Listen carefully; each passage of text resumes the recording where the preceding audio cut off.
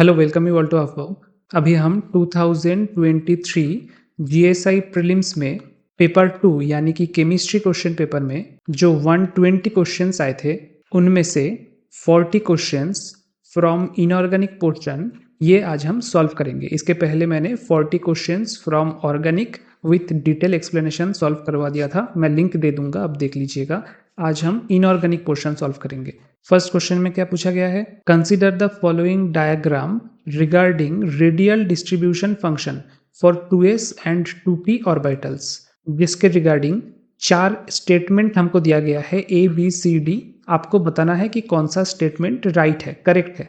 जैसे कि आप फर्स्ट स्टेटमेंट को देखो, फर्स्ट स्टेटमेंट है 2s electrons are less shielded than 2p electrons, जो कि बिल्कुल ऑपोजिट है सेकेंड स्टेटमेंट का। मतलब 2p electrons are less shielded than 2s electrons. अब आप डायग्राम को एक बार देखो, वाई एक्सिस पे क्या है, रेडियल डिस्ट्रीब्यूशन फंक्शन, और एक्स एक्सिस पे है रेडियस, रेडियस यानी कि न्यूक्लियस से डिस्टेंस। अब आप डायग्राम पे देखो एक बार, ये जो पॉइंट जीरो है, पॉइंट जीरो के बाद फर्स्ट पिक किसका है, फर्स्ट पिक है ऑफ 2s ऑर्बिटल। मतलब न्यूक्लियस अगर जीरो डिस्टेंस पे है, न्यूक्लियस का radius r equals to zero अगर है, तो इसके बाहर ठीक सबसे नजदीक में कौन सा इलेक्ट्रॉन है, ये है 2s ऑर्बिटल का इलेक्ट्रॉन, क्योंकि उसका density according to the graph सबसे ज्यादा है, सबसे नजदीक है और ज्यादा भी है। उसके बाद नेक्स्ट पीक है 2p ऑर्बिटल का, ये जो डॉटेड लाइन वाला पीक है that is of 2p orbitals. That means इसके बाद जो नेक्स्ट इलेक्ट्रॉन होगा वो होगा 2p ऑर्बिटल का, but that is already shielded by the 2s electron. So कौन किसको शील्ड कर रहा है, 2s electron is shielding 2p electrons. So कौन सा ऑप्शन रॉन्ग होगा, ये वाला ऑप्शन रॉन्ग होगा कि 2p electrons are less shielded than 2s electrons. This is wrong statement and this is the correct statement. So option होगा question number 1 का A should be the correct choice. अब बाकी का ऑप्शन भी एक बार देख लेते हैं। 2s and 2p orbitals have equal probability of closer approach to nucleus, नहीं हो सकता, क्योंकि 2s and 2p ऑर्बिटल दोनों ही न्यूक्लियस से सेम डिस्टेंस में नहीं रहेंगे। And the fourth option was 2s orbital electron density is at a greater distance from nucleus than that of 2p orbital. ये भी गलत है, क्योंकि according to this graph 2s orbital का इलेक्ट्रॉन डेंसिटी सबसे नजदीक है, उसके बाद है 2p ऑर्बिटल का electron density, dotted line. So ये वाला स्टेटमेंट भी इनकरेक्ट है और ये भी इनकरेक्ट है। So correct option is option A. चलते हैं नेक्स्ट क्वेश्चन की तरफ। Which one of the following statement regarding wave functions is not correct. First statement है the square of the wave function gives the probability of finding the electron in the space. Psi is wave function and psi square is nothing but probability of finding the electron in the space. So ये statement correct है, statement A is correct. Now second statement क्या है, the angular wave function of a given type of orbital is dependent on the principal quantum number. अब देखो, कोई भी अगर एक वेव फंक्शन है उसका दो पार्ट रहता है, एक पार्ट को हम बोलते हैं रेडियल पार्ट और दूसरे पार्ट को हम बोलते हैं एंगुलर पार्ट। आप ये हमेशा ध्यान रखना, रेडियल पार्ट ये किसके ऊपर डिपेंड करेगा, ये डिपेंड करता है प्रिंसिपल क्वांटम नंबर n और एजीमुथल क्वांटम नंबर l के ऊपर, इन दोनों के ऊपर डिपेंड करता है radial part of the wave function. और एंगुलर पार्ट डिपेंड करता है azimuthal quantum number and magnetic quantum number, इन दोनों के ऊपर। सो ये स्टेटमेंट क्या हो गया, ये स्टेटमेंट गलत हो गया। अब next option C, the radial function of 2s orbital is both positive and negative.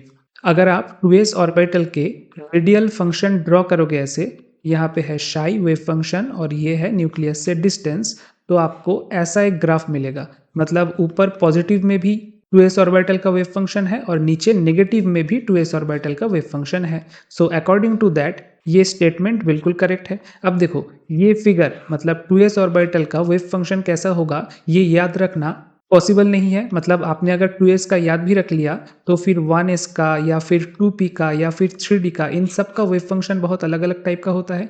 तो आपको ये सब डायग्राम याद नहीं रखना है, आपको क्या याद रखना है, नंबर ऑफ नोड्स का फॉर्मूला याद रखना है। ठीक है, नंबर ऑफ नोड्स का फॉर्मूला क्या है, number of total nodes that is equals to n-1।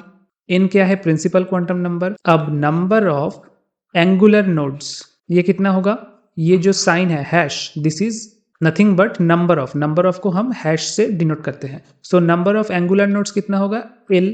बिल्कुल एजिमुथल क्वांटम नंबर्स के equal to. So the number of radial nodes कितना होगा? नंबर ऑफ रेडियल नोड्स होगा n minus one minus l. ये आपको ध्यान में रखना है। आपका स्टेटमेंट क्या है? स्टेटमेंट था, आप क्वेश्चन में सी नंबर स्टेटमेंट को देखो, the radial function of 2s orbital is both positive and negative. इसमें आपको बस देखना है कि 2s ऑर्बिटल का रेडियल नोड्स कितना है। Radial nodes of 2s orbital will be 2 minus one minus L कितना होगा इसके लिए? 0, सो 1। तो अगर आपके पास एक रेडियल नोड है मतलब एक्स एक्सिस को एक बार कट मिलेगा, चाहे ग्राफ जैसे भी हो, तो वो जो एक कट मिला है एक्स एक्सिस को, दैट इज रेडियल नोड। और अगर एक्स एक्सिस को एक कट मिला है मतलब ऊपर पॉजिटिव में भी 2s वेव फंक्शन है और नीचे नेगेटिव में भी 2s वेव फंक्शन है, और वही स्टेटमेंट में बोला गया है कि the radial function of 2s orbital is both negative and positive. So ये स्टेटमेंट करेक्ट है। अब फोर्थ स्टेटमेंट देखते हैं, the probability of finding the electron density is 0 at a node in the wave function. Obviously सही है, node का physical significance ही होता है कि जहां पे इलेक्ट्रॉन को पाने का प्रोबेबिलिटी 0 हो। So last statement is also right. तो ऑप्शन कौन सा होगा? गलत स्टेटमेंट था एक ही, ऑप्शन बी। सो 2 का option B will be your correct choice. अब next question, question number 3, the electronic configuration of an ion M3 plus is generated from an element with atomic number 58। 58 atomic number किसका होता है? हमने पढ़ा था कि cerium to lutetium अगर हम जाएंगे तो एटॉमिक नंबर 58 से 71 तक ये क्या है? ये लैंथेनाइड सीरीज है। तो इलेक्ट्रॉनिक कन्फिगरेशन कैसा होता है इसका? मैं इस पार्ट को इरेज कर देता हूँ। नॉर्मली लैंथेनाइड सीरीज में जेनन के इलेक्ट्रॉनिक कन्फिगरेशन के बाद 4f ऑर्बिटल, उसके बाद 5d ऑर्बिटल, उसके बाद 6s ऑर्बिटल रहता है। और खास करके जब ये सीरियम है यानी कि starting material with 58 atomic number, तो होगा ये 4f1, 5d1 एंड 6s2। अब अगर सीई को सीरियम 3 प्लस हम कर दे तो 58 कितना हो जाएगा? 55 हो जाएगा। मतलब 3 इलेक्ट्रॉन को हमें रिमूव करना है। हम कहाँ से करेंगे 3 इलेक्ट्रॉन को रिमूव? ये एक इलेक्ट्रॉन, ये 2 इलेक्ट्रॉन, इनको अगर रिमूव कर दिया जाए तो क्या होगा? 4f1। तो आंसर कौन सा होगा? आंसर होगा ऑप्शन बी। लेकिन नॉर्मली अगर एग्जाम हॉल में आपको याद नहीं है दिस पर्टिकुलर कन्फिगरेशन, तो आप सीधा अवबाउ सीरीज को काम में लाओ, 2s 2p, 3s 3p 3d, फिर 4s 4p 4d 4f, ऐसे करके 58 अगर एटॉमिक नंबर है तो वो इलेक्ट्रॉनिक कन्फिगरेशन फाइनली कितना आता है। तो आपको ये इलेक्ट्रॉनिक कन्फिगरेशन मिल जाएगा और इस कन्फिगरेशन से 3 इलेक्ट्रॉन माइनस करने के बाद आपको पर्टिकुलर आंसर भी मिल जाएगा कि xc उसके बाद 4f1। तो नेक्स्ट क्वेश्चन की तरफ चलते हैं। This is question number 4, which one of the following rules for filling of atomic orbitals is violated in the electronic configuration. ये एक इलेक्ट्रॉनिक कन्फिगरेशन दिया हुआ है, आपको बताना है कि यहाँ पे कौन सा rule A B C D में से वायलेट हुआ है। 3 रूल के बारे में आपको अच्छे से पता होना चाहिए और ये क्लास 11-12 का क्वेश्चन है। अफबाउ प्रिंसिपल तो आपने देख ही लिया होगा। अफबाउ प्रिंसिपल बोलता है कि कौन से ऑर्बिटल के बाद कौन सा ऑर्बिटल फिलअप होनी चाहिए। जैसे 1s, उसके बाद 2s, उसके बाद 2p, फिर 3s। ये arrangement is given by Aufbau. By the way, Aufbau is a German word जिसका एक्चुअल मतलब है बिल्डिंग द बेस और कंस्ट्रक्ट द बेस। और पाउलीज एक्सक्लूशन प्रिंसिपल, पाउली क्या डिस्क्राइब करता है? पाउली के प्रिंसिपल के मुताबिक अगर हमारे पास 2 इलेक्ट्रॉन है तो जो 4 क्वांटम नंबर से हम इलेक्ट्रॉन को डिनोट करते हैं वो 4 क्वांटम नंबर दोनों का बिल्कुल सेम नहीं हो सकता। इसका अगर ए बी सी डी है तो इसका एटलीस्ट ए बी सी अगर 3 सेम भी हो जाए तो लास्ट वाला ई होगा, मतलब अलग होगा। That is Pauli's exclusion principle. Normally आपको कैसे पहचानना है कोई क्वेश्चन में पाउलीज एक्सक्लूशन प्रिंसिपल वायलेट हुआ है कि नहीं? अगर 2 इलेक्ट्रॉन सेम स्पिन का रहे, मतलब प्लस हाफ का रहे, मतलब पाउली का रूल वायलेट हुआ है। या फिर अगर सेम नेगेटिव स्पिन में रहे यानी कि माइनस हाफ, इसका मतलब पाउली का प्रिंसिपल वायलेट हुआ है। और आखिरी है Hund's basic rule of multiplicity. Hund's rule wise अगर आपके पास 3 ऑर्बिटल है जैसे कि px py एंड pz, तो तीनों ही होगा एनर्जेटिकली डीजेनरेट ऑर्बिटल। डीजेनरेट का मतलब क्या है?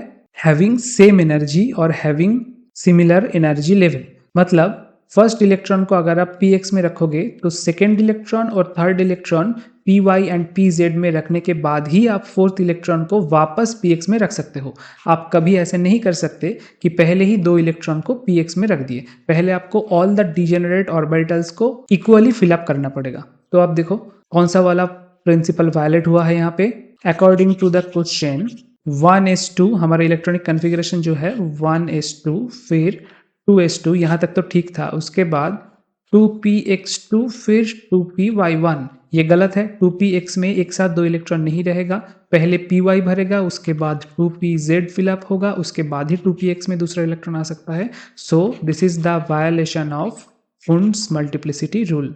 अब नेक्स्ट क्वेश्चन नंबर 5 यहाँ पे पूछा गया है विच one of the following pair of elements will have similar atomic radii in D block of the periodic table. D block मतलब ट्रांजिशन एलिमेंट वाला ब्लॉक है ना। ट्रांजिशन एलिमेंट वाला ब्लॉक में हमको क्या ध्यान रखना है कि पीरियोडिक टेबल में 4th पीरियड से 6th पीरियड तक और ऊपर ग्रुप वाइज 3rd ग्रुप से 12th ग्रुप तक ट्रांजिशन एलिमेंट्स यानी कि डी ब्लॉक एलिमेंट्स डिस्ट्रीब्यूटेड है। जैसे कि स्कैंडियम, इटरबियम, फिर लैंथेनाइट सीरीज, फिर टाइटेनियम, जिरकोनियम, हॉफनियम एटसेट्रा। अब स्पेशलिटी क्या है? स्पेशलिटी है कि अगर आप नीचे की तरफ जाओगे, नॉर्मली पीरियोडिक टेबल में क्या होता है, कोई ग्रुप में अगर आप नीचे की तरफ जाते हो तो एटॉमिक रेडियस इंक्रीज होता है। एटॉमिक रेडियस क्यों इंक्रीज होता है? क्योंकि कोई ग्रुप में ऊपर से नीचे की तरफ आप जितना जाओगे उतना नंबर ऑफ इलेक्ट्रॉन्स एडिशन होगा आउटर ऑर्बिटल्स में। तो सेंटर में जो न्यूक्लियस है, उस न्यूक्लियस के लिए जो आउटर ऑर्बिटल्स का इलेक्ट्रॉन है उनको अपने तरफ अट्रैक्ट करके रखना और भी मुश्किल होगा, and that is why radius increase होता है।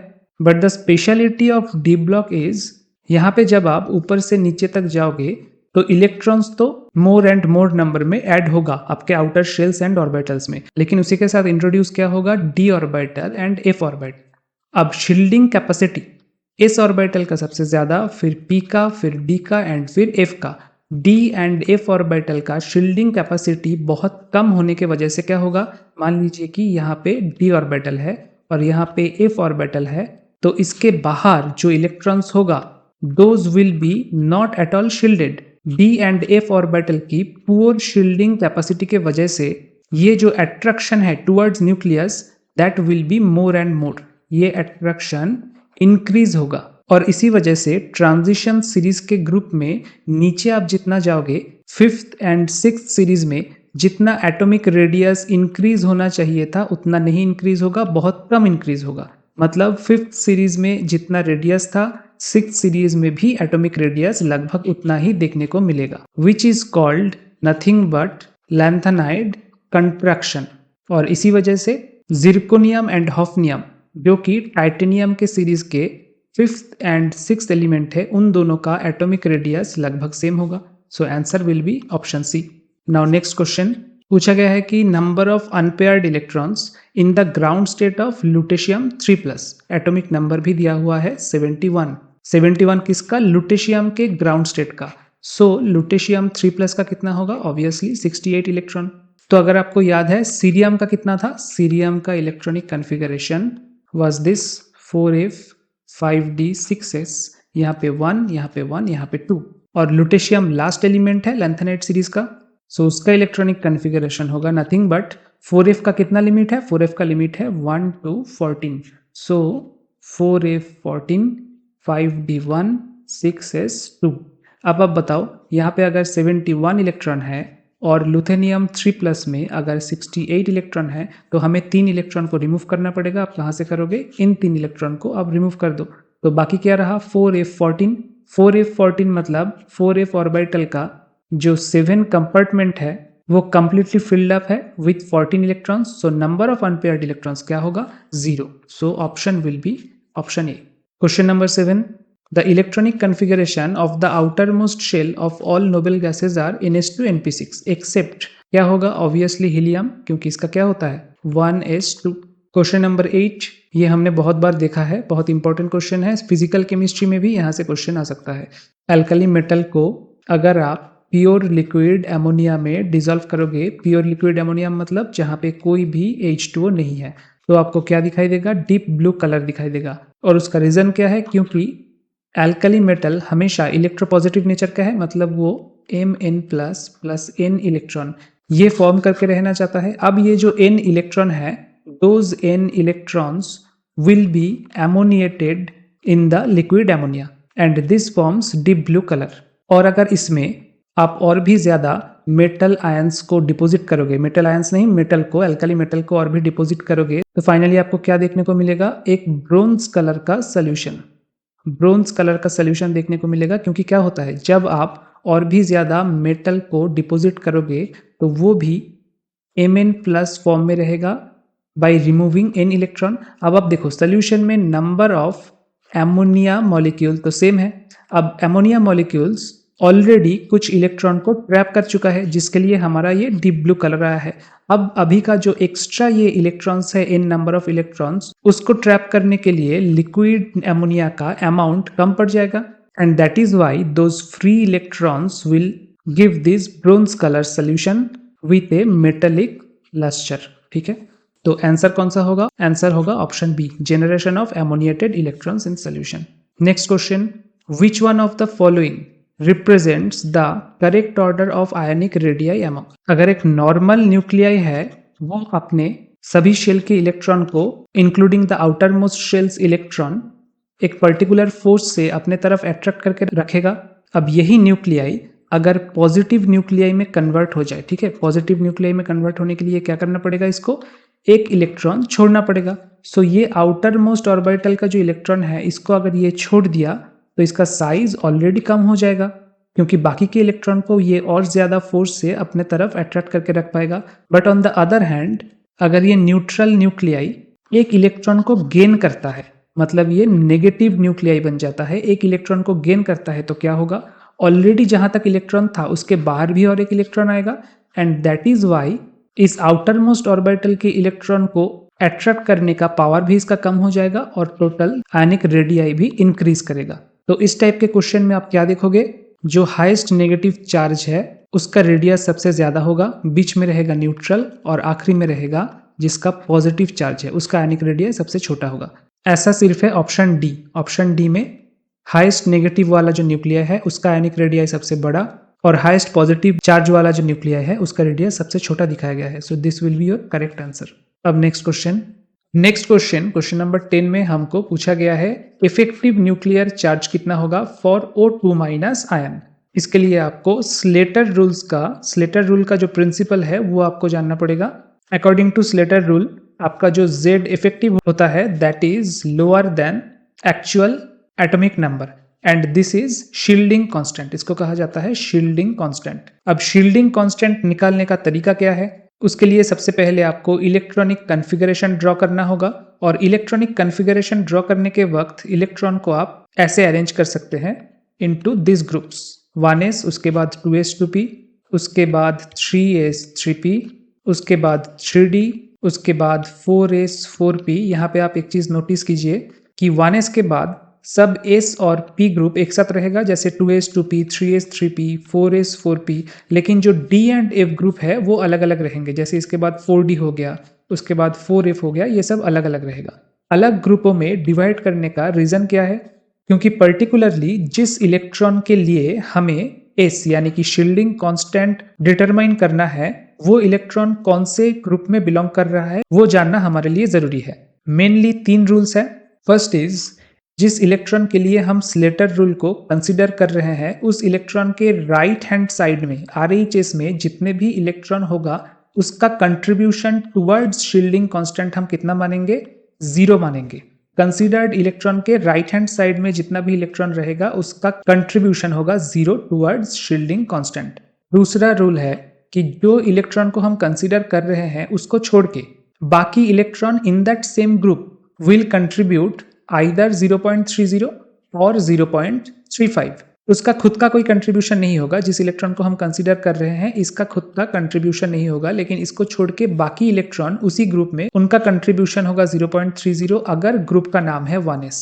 बाकी कोई भी ग्रुप हो तो कंट्रीब्यूशन होगा 0.35। और third and most important rule क्या है कि अगर इलेक्ट्रॉन कोई s या p वाला ग्रुप में बिलोंग कर रहा है, जिस इलेक्ट्रॉन को हमें कंसीडर करना है, तो उसके एकदम ठीक पहले वाले ग्रुप, इसको हम कहते हैं पेनल्टीमेट ग्रुप, या अगर nth ग्रुप है तो पेनल्टीमेट ग्रुप में सभी इलेक्ट्रॉन का कंट्रीब्यूशन होगा 0.85, और उसके पहले जो भी ग्रुप है n-2 n-3 जो भी और ग्रुप है उन सबका कंट्रीब्यूशन होगा 1.0।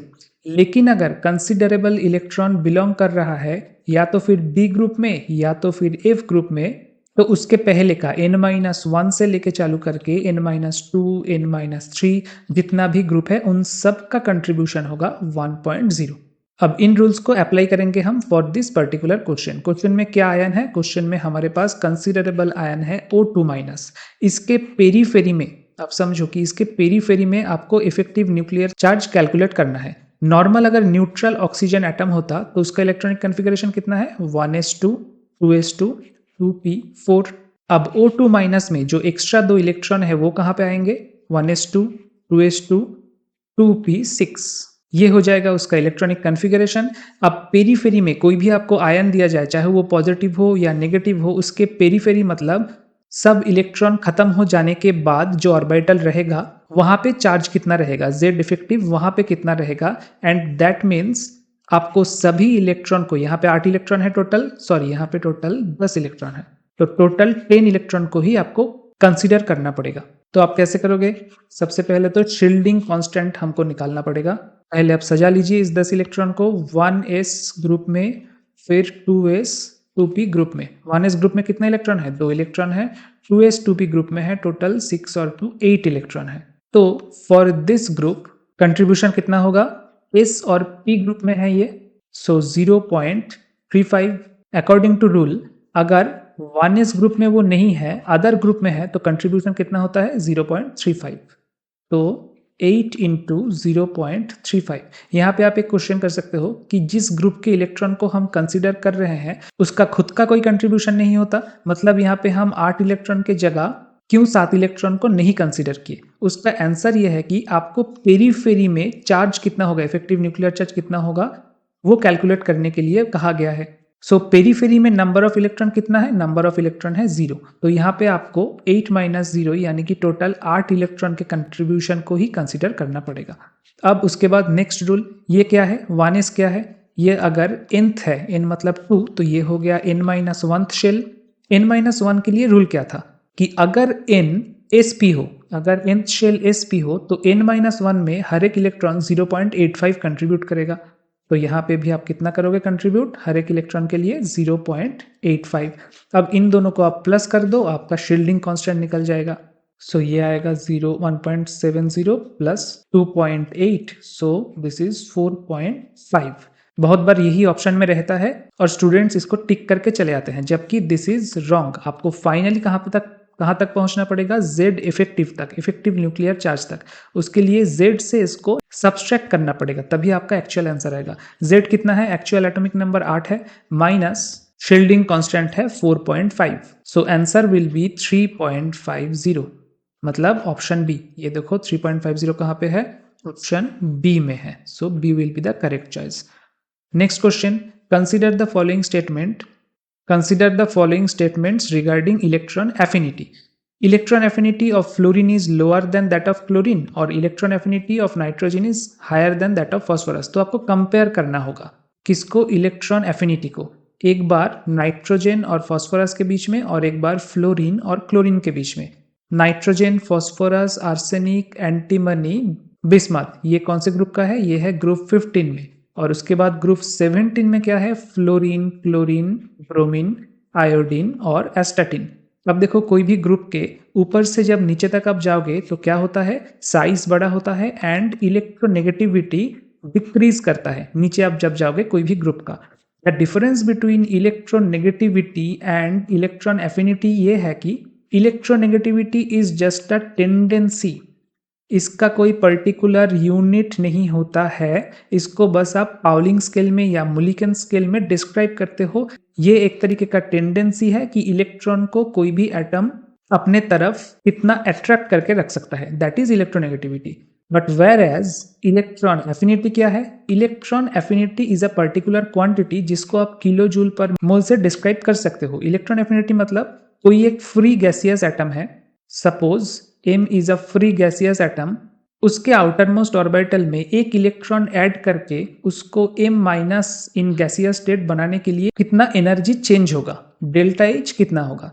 अब आप देखो, अगर कोई फ्री गैसियस एटम का इलेक्ट्रोनेगेटिविटी ज्यादा होता है तो वो खुशी खुशी ये इलेक्ट्रॉन को एक्सेप्ट कर लेगा एंड m माइनस बन जाएगा। In that case energy release होगा, मतलब एटम और भी स्टेबल बन गया। m माइनस बनने के बाद एनर्जी रिलीज प्रोसेस को हम क्या बोलते हैं, एक्सोथर्मिक प्रोसेस। तो डेल्टा एच होगा नेगेटिव, एनर्जी रिलीज हो रहा है।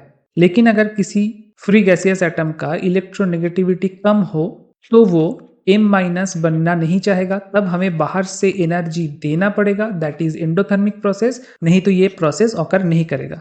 तो इस डेफिनेशन से हमें नॉर्मली क्या लगता है कि फ्लोरीन से क्लोरीन का इलेक्ट्रोनेगेटिविटी क्या है, कम है। फ्लोरीन का अगर इलेक्ट्रोनेगेटिविटी ज्यादा है तो क्लोरीन का कम है, तो इलेक्ट्रॉन एफिनिटी किसका ज्यादा होना चाहिए, फ्लोरीन का ज्यादा होना चाहिए। लेकिन यहाँ पे उल्टा होता है, क्यों? Because fluorine has very small size and for that small size जब एक इलेक्ट्रॉन को फ्लोरीन एकोमोडेट करना चाहेगा तब फ्लोरीन के खुद के जो ऑर्बिटल्स की इलेक्ट्रॉन है वो अराइविंग इलेक्ट्रॉन से, आउटसाइडर फॉरेन इलेक्ट्रॉन से रिपल्शन करेगा एंड फॉर दैट रिपल्शन इसका इलेक्ट्रॉन एफिनिटी जितना होना चाहिए था उतना नहीं होता है, कम होता है क्लोरीन से भी। सो क्लोरीन का electron affinity is greater than fluorine. और सेम किस्सा है, नाइट्रोजन का इलेक्ट्रोनेगेटिविटी फास्फोरस से ज्यादा है लेकिन नाइट्रोजन का इलेक्ट्रॉन एफिनिटी फास्फोरस से कम है। सो इन दोनों फैक्ट्स को नज़र में रखते हुए हमारे पास जो दो स्टेटमेंट है उनमें से सिर्फ फर्स्ट वाला है करेक्ट एंड सेकेंड वाला है रॉन्ग। सो ऑप्शन क्या होगा, option A. Now next question, a main group element has the following four successive ionisation energies. हम अभी अभी इलेक्ट्रॉन एफिनिटी के बारे में बात कर रहे थे। अभी आयनाइजेशन एंथैल्पी इसका ठीक रिवर्स प्रोसेस है, ऑपोजिट प्रोसेस है of electron affinity. Ionisation enthalpy में क्या होता है, यहाँ पे एक फ्री गैसियस एटम से एक इलेक्ट्रॉन को रिमूव करके उसका फ्री गैसियस आयन बनाया जाता है एंड इन दिस प्रोसेस जितना एनर्जी ज़रूरत है डेल्टा एच, उसको हम बोलते हैं आयनाइजेशन एंथैल्पी। इसमें अगर बाहर से डेल्टा एच हम जो देंगे वो बहुत ही लो अमाउंट का है, इसका मतलब process is very feasible and the ion generated is very much stable. और अगर हाई एनर्जी लगता है, बाहर से हाई एनर्जी प्रोवाइड करना पड़ा है to get this m plus ion, मतलब ये प्रोसेस एनर्जेटिकली फेवरेबल या फिजिबल नहीं है। अब यहाँ पे हमें आयनाइजेशन एनर्जी का सक्सेसिव वैल्यू दिया गया है, मतलब फर्स्ट इलेक्ट्रॉन निकालने के बाद सेकेंड इलेक्ट्रॉन जो आप निकालोगे उसका प्रोसेस का आयनाइजेशन एनर्जी होगा IE2, उसके बाद IE3, उसके बाद IE4। जनरली जब हम फर्स्ट आयनाइजेशन एंथैल्पी से फोर्थ तक जाएंगे तो क्या होगा, इंक्रीज होता रहेगा आयनाइजेशन एनर्जी का, क्योंकि m प्लस मतलब एक इलेक्ट्रॉन कम है, लेकिन m प्लस से जब आप m2 प्लस बनाने जाओगे एक इलेक्ट्रॉन को रिमूव करके, तो न्यूक्लियस का जो अट्रैक्शन है to the outermost orbitals electron वो और भी ज्यादा होगा। फिर m2 प्लस से जब m3 प्लस कन्वर्ट करने जाओगे तो और भी ज्यादा एनर्जी चाहिए होगा। सो एनर्जी जनरली इंक्रीज होनी चाहिए। तो यहाँ पे जो चार वैल्यू हमको दिया गया है वहां पे भी इंक्रीज हुआ है, 0.8995, फिर 1.75, फिर 14.84, फिर 21.00। यहाँ पे आप एक चीज नोटिस कीजिए, जो फर्स्ट आयनाइजेशन एंथैल्पी है ये करीब करीब 0.9 है और सेकेंड है 1.75। मतलब फर्स्ट इलेक्ट्रॉन जो रिमूव हुआ है वो बहुत आसानी से हुआ है, सेकेंड इलेक्ट्रॉन भी जो रिमूव हुआ है वो भी बहुत आसानी से हुआ है, लेकिन थर्ड एंड फोर्थ इलेक्ट्रॉन के वक्त हमको 14.9 एंड 21 इतना मेगा जूल्स एनर्जी प्रोवाइड करना पड़ा है। मतलब आखिरी दो इलेक्ट्रॉन निकालना एनर्जेटिकली क्या है, अनफेवरेबल है, एनर्जेटिकली अनफेवरेबल या नॉन फिजिबल प्रोसेस है। तो ऐसा कौन से ग्रुप में होता है, हमारे पास चार ग्रुप दिया गया है, ग्रुप 2, ग्रुप 13, देन 14 एंड आखिरी में ग्रुप 16। अब हर एक ग्रुप का एक इलेक्ट्रॉनिक कॉन्फ़िगरेशन होता है। ग्रुप 2 एलिमेंट्स के लिए आउटर मोस्ट इलेक्ट्रॉनिक कॉन्फ़िगरेशन क्या है, that is nothing but NH2। Group 13 के लिए वो है NH2 NP1। आप कैसे याद रखोगे, इसको याद रखो आप, 13 मतलब 3 को आउटर मोस्ट ऑर्बिटल में आपको रखना है, तो यहाँ पे 2 हो गया, यहाँ पे 1 हो गया। वैसे ही 14 के लिए क्या होगा, NH2 NP2, यहाँ पे भी 4 है, यहाँ पे 2 + 2 4। 16 यानी कि ऑक्सीजन के ग्रुप के लिए क्या होगा, NH2 NP4। सबसे पहले हम एक एक करके जज करेंगे कि आयनाइजेशन एनर्जी फर्स्ट दो इलेक्ट्रॉन के लिए किसका ज्यादा होना चाहिए, किसका कम होना चाहिए। सबसे नीचे वाले को आप देखो, NP4 मतलब p ऑर्बिटल में जो 4 इलेक्ट्रॉन है उनमें से एक इलेक्ट्रॉन अगर हम रिमूव कर दे तो कॉन्फ़िगरेशन क्या आएगा, हाफ फिल्ड पी ऑर्बिटल, और हमें पता है कि मतलब ये कॉन्फ़िगरेशन क्या हो जाएगा, NH2 NP3। तो हाफ फिल्ड पी ऑर्बिटल से नेक्स्ट इलेक्ट्रॉन को रिमूव करने के लिए और भी ज़्यादा आयनाइजेशन एनर्जी प्रोवाइड करना पड़ेगा। मतलब यहाँ पे IE ionisation energy 1 and ionisation energy 2 का गैप बहुत ज़्यादा होना चाहिए, जो कि क्वेश्चन में नहीं है। क्वेश्चन में गैप कहाँ पे है, गैप है second and third ionization energy के बीच में, बहुत ज़्यादा गैप है 1.75 एंड 14.9। तो ये ऑप्शन एबोलिश हो गया। अब नेक्स्ट ऑप्शन NP2, यहाँ से फर्स्ट इलेक्ट्रॉन और उसके बाद सेकेंड इलेक्ट्रॉन दोनों को रिमूव करने के बाद एक स्टेबल कॉन्फ़िगरेशन मिलेगा NH2। सो NH2 से एक इलेक्ट्रॉन रिमूव करना first case and second case से ज़्यादा टफ होगा। सो ये हमारे पास कंसिडरेशन में रहेगा। ऑप्शन 14 कंसिडर हम करेंगे। देन नेक्स्ट ऑप्शन क्या है, NP1। ये फर्स्ट इलेक्ट्रॉन रिमूव होने के बाद ही सेकेंड जो इलेक्ट्रॉन रिमूव होगा वो है NH2, जो कि स्टेबल कॉन्फ़िगरेशन है। सो फर्स्ट आयनाइजेशन एनर्जी और सेकेंड आयनाइजेशन एनर्जी में काफ़ी ज़्यादा गैप होगा। So this is also not the case, तो सेकेंड ऑप्शन को भी हम डिलीट कर देते हैं। अब फर्स्ट ऑप्शन में है NH2। Group 2 is nothing but the group of alkaline earth metals, मतलब बेरिलियम, मैग्नीशियम, कैल्शियम, ये सब, और इन सब एलिमेंट्स का कॉमन ऑक्सीडेशन स्टेट क्या है, दैट इज M2+। मतलब ये M2+ में रहना प्रेफर करते हैं, लेकिन कभी आपने बेरिलियम 3+ या फिर मैग्नीशियम 3+ नहीं देखा होगा। That means the third ionization energy and the fourth ionization energy is practically impossible for this particular set of metals. तो group 2 will be your answer. लेकिन ग्रुप 2 को छोड़ के ये जो हम ऑप्शन कंसीडर कर रहे थे ग्रुप 14, वो क्यों राइट नहीं होगा, क्योंकि ग्रुप 14 में जो एलिमेंट्स है carbon, silicon, germanium, SN, Pb, इनका कॉमन ऑक्सीडेशन स्टेट +2 नहीं है, बल्कि हम सिलिकॉन, जर्मेनियम, इन सबको +4 ऑक्सीडेशन स्टेट में कभी कभार देखे हैं, लेकिन +2 ऑक्सीडेशन स्टेट में कभी नहीं देखे हैं। And that is why the most suitable answer will be group 2, alkaline earth metals. अब next question, which allotropic form of tin has more metallic character. इसमें आपको बस जानना होगा एलोट्रोपिक फॉर्म टीन का 3 टाइप का होता है, अल्फा, बीटा एंड गामा। उनमें जो व्हाइट टीन है यानी कि बीटा टीन, वो सबसे ज्यादा मेटेलिक कैरेक्टर बियर करता है। So option A will be correct choice. Then question number 14, catenation property के ऊपर क्वेश्चन है कि कैटिनेशन प्रॉपर्टी के regarding which of the following statement is not correct. अब आप देखो first statement, multiple bond formation leads to decreased catenation property, ये बिल्कुल सही है, क्योंकि अगर कार्बन कैटिनेट करना चाहेगा तो कार्बन को इस तरीके से रहना पड़ेगा। लेकिन अगर कार्बन ऑलरेडी डबल बॉन्ड या ट्रिपल बॉन्ड किसी के साथ, कोई एलिमेंट या मेटल के साथ बना लेता है, so it will lose its straight chain forming property. So first statement is correct. Second statement क्या है, catenation is higher if the overlapping atomic orbitals are of small size, ये भी करेक्ट है, क्योंकि कैटिनेशन के लिए ओवरलैप ज्यादा होना चाहिए, बट ओवरलैपिंग एटॉमिक ऑर्बिटल का साइज छोटा होना चाहिए। इन दोनों में डिफरेंस है। ओवरलैप अगर आप ज्यादा चाहते हो तो जो दो एटॉमिक ऑर्बिटल ओवरलैप कर रहा है उनका साइज क्या होना चाहिए, स्मॉल होना चाहिए, तभी जाके ओवरलैप ज्यादा होगा। So this statement is also correct. Next statement is catenation results in formation of long chain compounds by an element, ये तो कैटिनेशन का डेफिनेशन है, ये भी करेक्ट है। Next is catenation is observed for electropositive elements. अब catenation normally carbon, silicon, germanium, कभी कभार सल्फर और कुछ halogens, in some special cases कुछ हैलोजेंस भी कैटिनेशन प्रॉपर्टी शो करता है। लेकिन जो alkali metals and alkaline earth metals है यानी कि group 1 and group 2, hydrogen, lithium, sodium या फिर बेरिलियम, मैग्नीशियम, कैल्शियम, ये कभी भी कैटिनेशन प्रॉपर्टी शो नहीं करता है। And these are electropositive elements. So the last statement is not correct, this statement is not correct. So यही आपका करेक्ट आंसर होगा।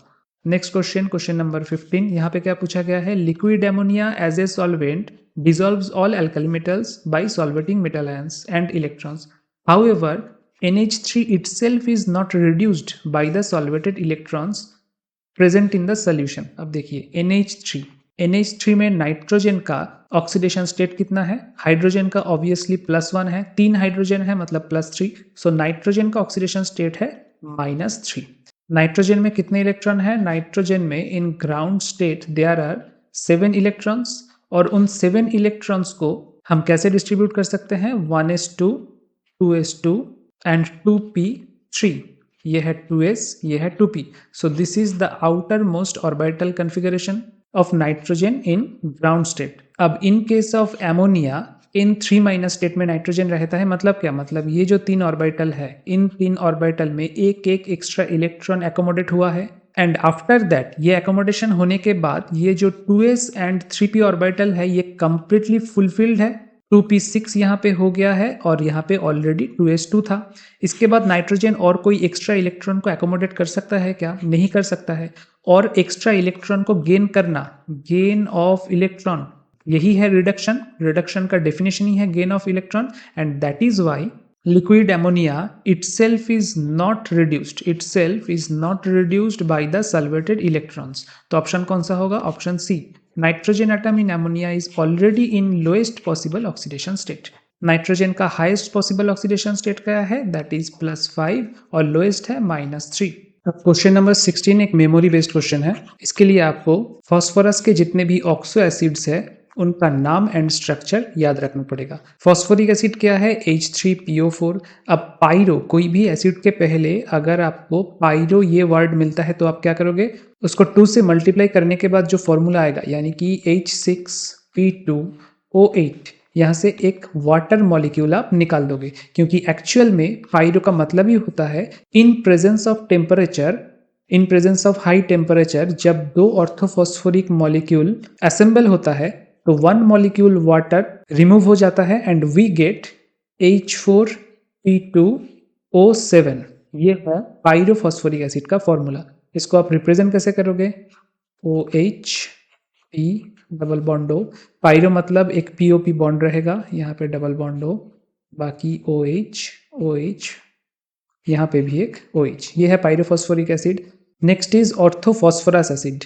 ऑर्थोफॉस्फोरिक एसिड क्या है? ऑर्थोफॉस्फोरिक एसिड है H3PO4. मैंने अभी आपको बताया. तो ऑर्थोफॉस्फोरस में क्या होगा? बस एक ऑक्सीजन कम हो जाएगा, H3PO3 हो जाएगा. इसको आप ड्रॉ कैसे करोगे? P double bond O, 2 OH and यहाँ पे एक H. नेक्स्ट एसिड कौन सा था? नेक्स्ट था हाइपोफॉस्फोरस एसिड.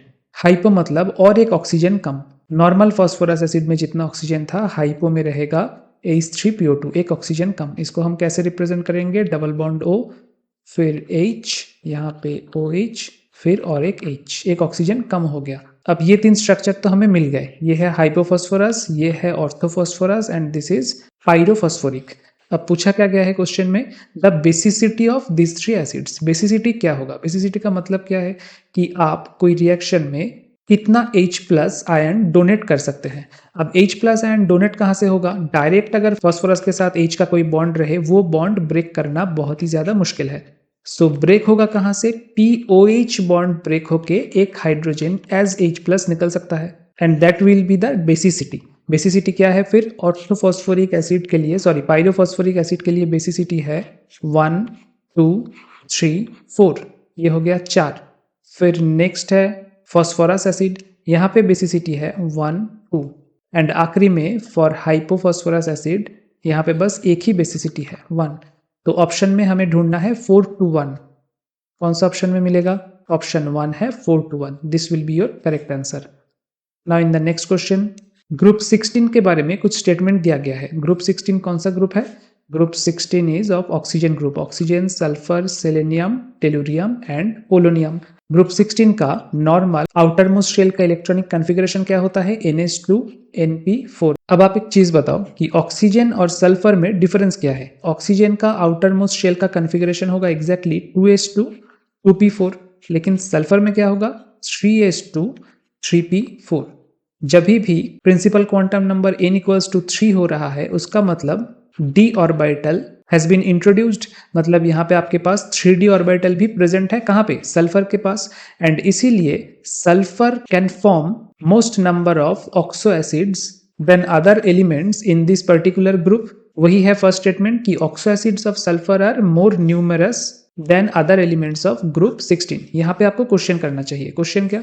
कि अगर 3d ऑर्बिटल सल्फर में इंट्रोड्यूस हुआ है तो सेलेनियम में भी तो 4d ऑर्बिटल इंट्रोड्यूस्ड है. यहाँ पे तो 4f फिर 5f सब ऑर्बिटल इंट्रोड्यूस्ड है. तो हमें अगर ऑर्बिटल का नंबर ही चाहिए ज़्यादा, मोर नंबर ऑफ ऑक्सो एसिड्स बनाने के लिए, तो सल्फर ही सबसे ज़्यादा ऑक्सो एसिड क्यों प्रोड्यूस करता है?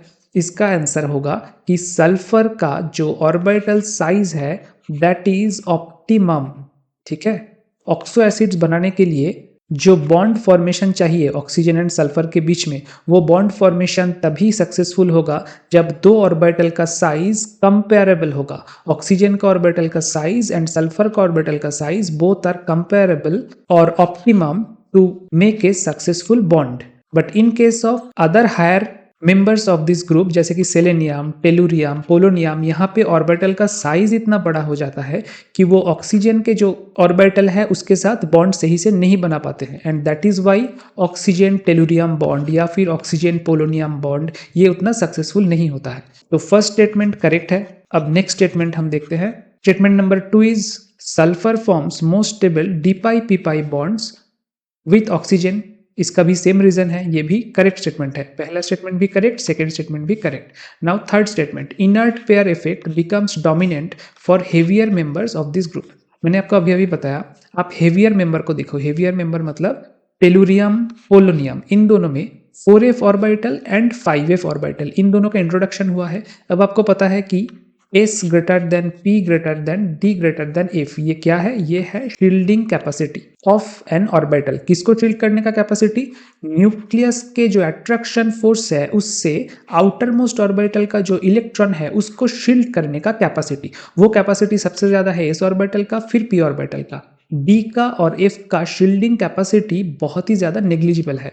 अब आप इमेजिन करो कि टेलुरियम में अगर आउटर मोस्ट शेल का 1-2 इलेक्ट्रॉन है यहाँ पे ऐसे, और उसके पहले एक f ऑर्बिटल है, उसके पहले d ऑर्बिटल है, तो ये d एंड f ऑर्बिटल तो ये दोनों इलेक्ट्रॉन को शील्ड बिल्कुल नहीं कर पाएंगे। सो टेलुरियम के जो न्यूक्लियस वो बहुत ज्यादा अट्रैक्शन फोर्स से इन दोनों इलेक्ट्रॉन को अपने तरफ अट्रैक्ट करके रखेगा। Same is the case for polonium. तो ये जो बाहर के इलेक्ट्रॉन है, आउटर मोस्ट ऑर्बिटल के इलेक्ट्रॉन, ये क्या होगा? That will be inert. वो कोई भी रिएक्शन पे टेक पार्ट नहीं करेगा। That will be inerts towards any kind of reaction for heavier elements like tellurium and polonium. इसको बोलते हैं इनर्ट पेयर इफेक्ट, और ये सिर्फ कहाँ पे दिखाई देता है? हेवियर एलिमेंट्स में। सो ऑप्शन 3 भी करेक्ट है। तो करेक्ट चॉइस होगा option A. Now the next question, ये है about SF6। SF6 is inert towards hydrolysis. Hydrolysis किसको बोलते हैं? अगर H2O के रिएक्शन के लिए ऑक्सीजन का लोन पेयर डायरेक्ट अटैक करता है सल्फर के कोई वैकेंट ऑर्बिटल को इन द SF6 मॉलिक्यूल, तो हम उसको क्या बोलेंगे? Hydrolysis of SF6।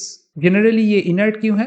क्योंकि फ्लोरीन सराउंड करके रखता है सल्फर को and produces steric hindrance. Also steric hindrance के साथ साथ फ्लोरीन के पास जो हाई इलेक्ट्रॉन डेंसिटी होता है, दैट डेंसिटी रिपल्स मतलब रिपल्शन करता है with incoming lone pair of oxygen, and actually इस वजह से SF6 हाइड्रोलिसिस नहीं शो करता। लेकिन हमको यहाँ पे क्या बताना है कि जो 4 रीजन हमको, 4 स्टेटमेंट हमको दिया गया है, उनमें से कौन सा is not a reason for this.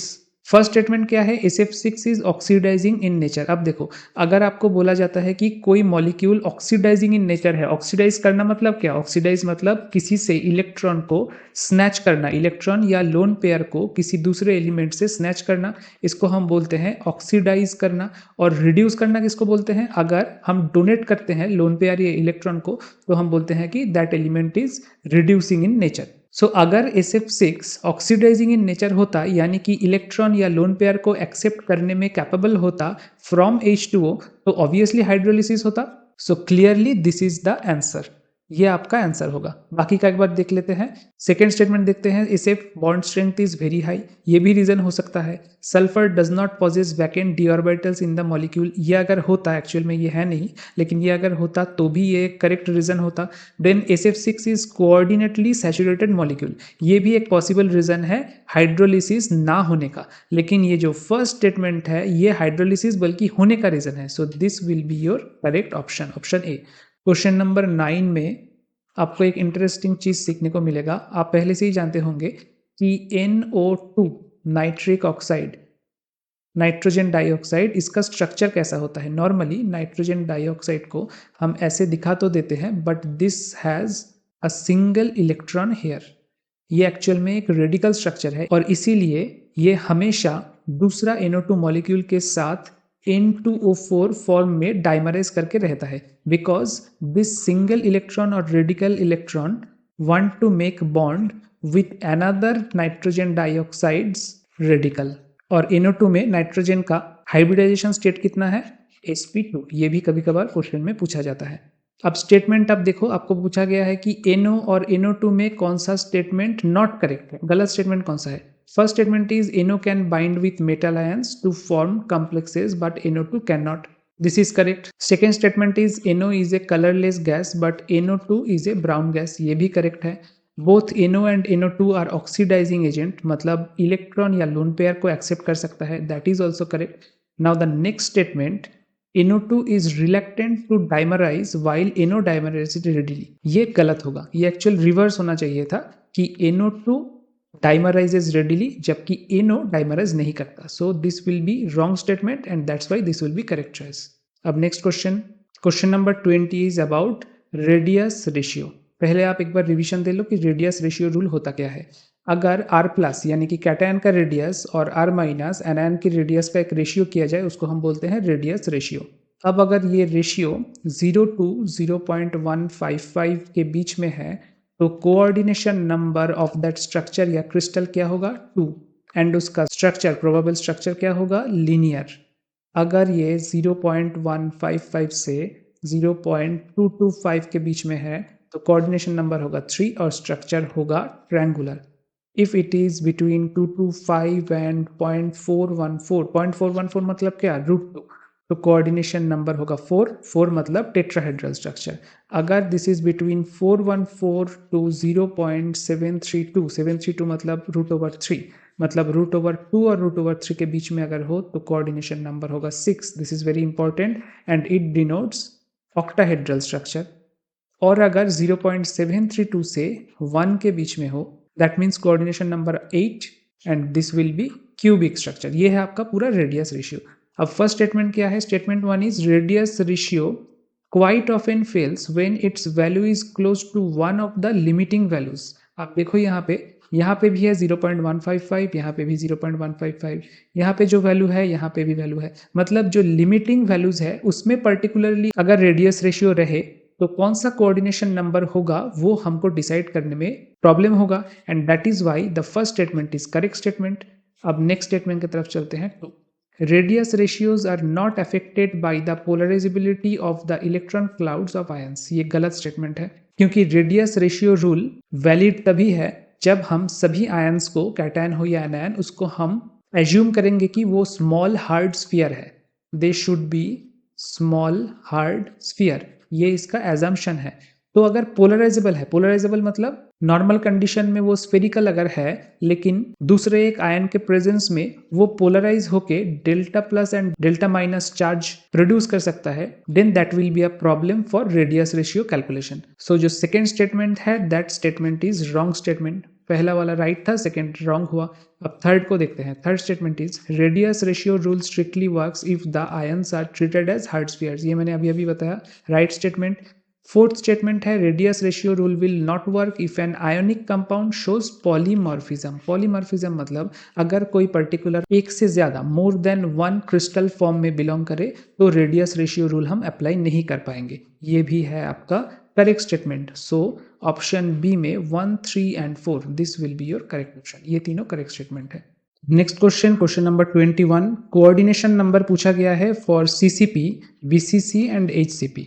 यहाँ पे आप देखो CCP मतलब क्यूबिक क्लोज पैक, HCP मतलब हेक्सागोनल क्लोज पैक और BCC मतलब बॉडी सेंटर्ड क्यूब। इसके साथ और एक भी आप जान के रख लो कि FCC यानी कि फेस सेंटर्ड क्यूब। और कोऑर्डिनेशन नंबर क्या होता है, कोऑर्डिनेशन नंबर मतलब आपके पास अगर कोई आयनिक लैटिस है और उसके सेंटर में एक पर्टिकुलर कैटायन है तो उसको अगर 8 एनायन सराउंड करके रहे देन वी विल से कि इसका कोऑर्डिनेशन नंबर है 8।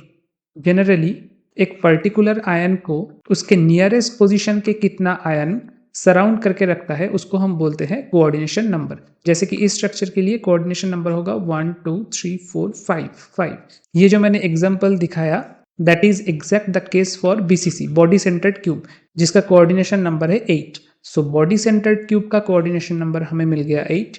क्यूबिक क्लोज पैक्ट और हेक्सागोनल क्लोज पैक्ट दोनों में ही कोऑर्डिनेशन नंबर होता है 12 एंड एफसीसी के लिए कोऑर्डिनेशन नंबर होता है ऑल्सो 12। ये बस आपको टेबल ध्यान में रखना है and according to that question का आंसर क्या होगा 12, 8, 12 रेस्पेक्टिवली, मतलब option B.